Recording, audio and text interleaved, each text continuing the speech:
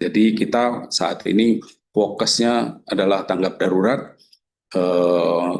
Pada saat yang bersamaan dengan tanggap darurat, kita juga mulai merancang untuk rehab rekon, penyiapan huntara, hunian sementara, penyiapan hunian tetap. Dan tadi juga kita bicarakan karena kita ingin bahwa tanggap darurat bisa segera selesai, terus kemudian masuk ke tahap rehab rekon dalam waktu yang juga secepat-cepatnya agar masyarakat segera pulih beraktivitas seperti biasa dan lebih tangguh dalam menghadapi bencana ke depan. Banyak sekali kendala yang kita hadapi, misalnya pengerahan alat berat yang tidak mudah, tapi akan terus-menerus kita upayakan.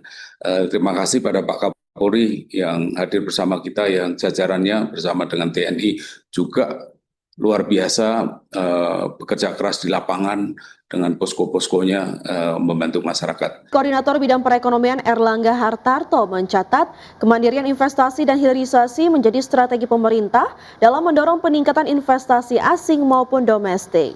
Ya, Menko Erlangga menilai hilirisasi kini menjadi penopang sumber daya alam bernilai tambah lebih tinggi. Oleh sebab itu, dalam mendorong investasi strategis, pemerintah aktif mencari dan memfasilitasi investasi untuk mendukung proyek-proyek di sektor prioritas. Menko Erlangga mengungkapkan laju investasi dari Januari hingga September 2025 telah mencapai 1.434,3 triliun rupiah. Tercatat sebesar 75,3% dari target investasi tahun 2025 dengan penyerapan tenaga kerja sebanyak 1,95 juta orang. Sementara investasi sektor hilirisasi tercatat Januari hingga September 2025 mencapai 431,4 triliun rupiah, tumbuh sebesar 58,1% secara year on year.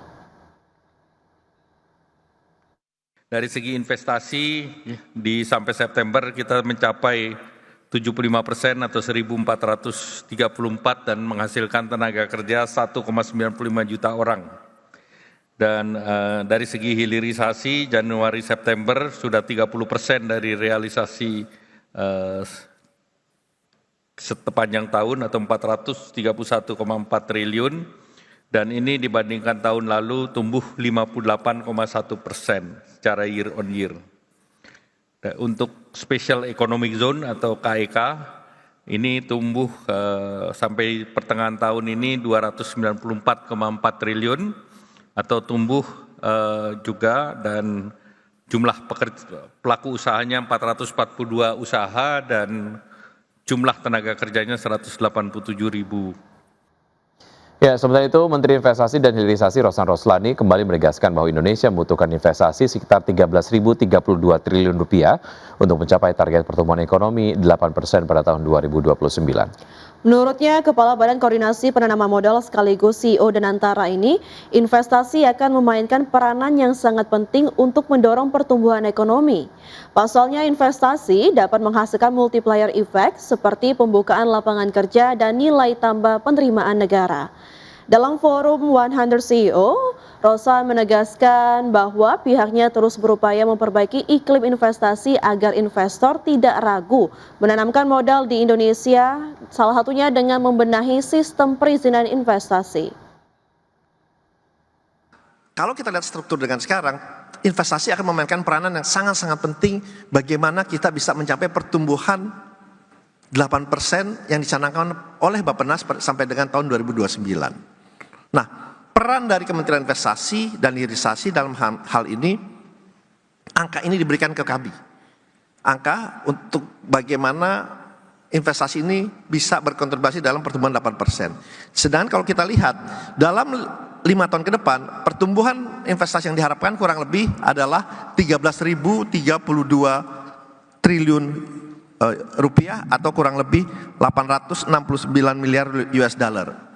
Dengan average pertumbuhan kurang lebih itu 15,7%. Dibandingkan dengan 10 tahun terakhir itu total investasinya adalah 9,1 triliun lebih. Nah, ini adalah angka yang diberikan kepada kami dalam rangka kita bisa mencapai pertumbuhan 8%. Pemirsa, Indonesia telah mencapai swasembada pangan di tahun ini. Ya, stok beras nasional sendiri tercatat telah mencapai lebih dari 4 juta ton dan Menteri Pertanian Andi Amran Sulaiman menegaskan ketercukupan pasokan beras tak terlepas dari penyaluran pupuk bersubsidi yang disediakan oleh pemerintah. Mentan Amran Sulaiman mengungkapkan demi ketersediaan pasokan pupuk bersubsidi, upaya revitalisasi atau menghidupkan kembali pabrik-pabrik pupuk milik negara terus dilakukan sesuai dengan instruksi Presiden. Langkah strategis ini dilakukan untuk meningkatkan industri produksi, menekan biaya distribusi, serta menjamin ketersediaan pupuk dengan harga yang lebih terjangkau bagi petani di seluruh Indonesia. Selain itu, Menteri Amran juga mengungkapkan bahwa harga pupuk subsidi resmi diturunkan sebesar 20%, termasuk seluruh jenis pupuk bersubsidi yaitu pupuk urea dan pupuk NPK. Upaya penurunan harga pupuk ini untuk meningkatkan pertanian di dalam negeri dan dapat mewujudkan swasembada pangan. Sementara itu, untuk memperkuat ketersediaan pupuk dalam negeri, PT Pupuk Indonesia Persero telah menyiapkan stok pupuk bersubsidi sebanyak 1,2 juta ton untuk menghadapi musim tanam periode Oktober 2025 hingga Maret 2026. Regulasi Perpres Impres untuk mempermudah petani kita. Kemudian juga bantuan anggaran. Harga pupuk turun 20%. Volume ditambah 2 kali lipat. Kemudian benih, bantuan alat mesin pertanian, dan seterusnya. Ini pertama dalam sejarah harga pupuk turun 20%. Sehingga petani kita bersemangat tanam. Hasilnya, rencana 4 tahun swasembada, akan swasembada. Alhamdulillah, insya Allah tahun ini swasembada. Sementara itu, Komisi 7 DPR RI mendorong peningkatan industri pupuk dalam negeri. Ya, di mana dengan upaya revitalisasi pabrik pupuk milik negara secara masif bisa mendorong peningkatan kapasitas produksi untuk mendukung program swasembada pangan.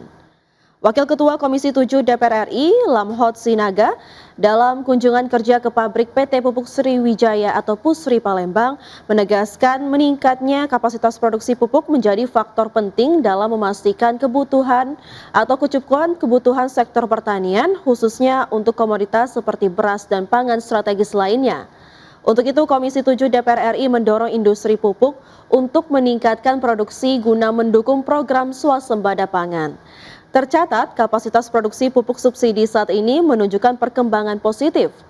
Menurut Lamhot Sinaga, untuk komoditas urea telah mengalami surplus.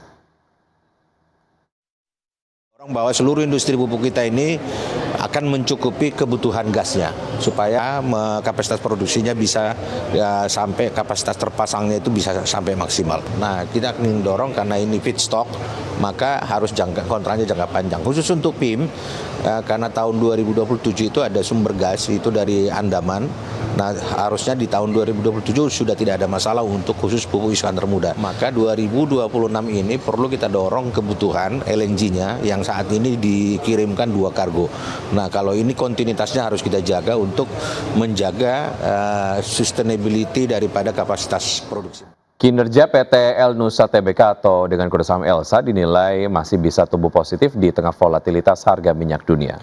Ya, perseroan dinilai mampu menjaga fundamental bisnis melalui efisiensi dan diversifikasi. ELSA mencatatkan kenaikan pendapatan 8,6% year on year menjadi 10,48 triliun rupiah hingga kuartal 3 2025.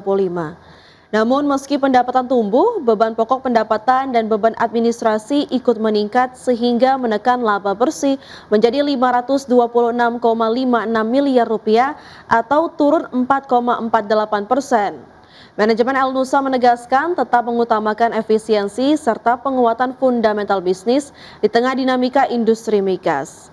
Analis menilai prospek El Nusa masih terbuka, khususnya dari segmentasi distribusi dan logistik energi yang menyumbang lebih dari setengah total pendapatan. Meski sektor hulu migas tertekan volatilitas harga minyak, kekuatan permintaan domestik dinilai masih menopang kinerja. Pertumbuhan diperkirakan akan lebih baik apabila belanja modal migas nasional termasuk Pertamina kembali agresif pada 2026. El Nusa juga mulai fokus diversifikasi dengan merambah proyek CCUS, fasilitas panas bumi hingga ekosistem kendaraan listrik. Upaya ini dinilai sejalan dengan transisi energi dan berpeluang menjadi sumber pendapatan jangka panjang.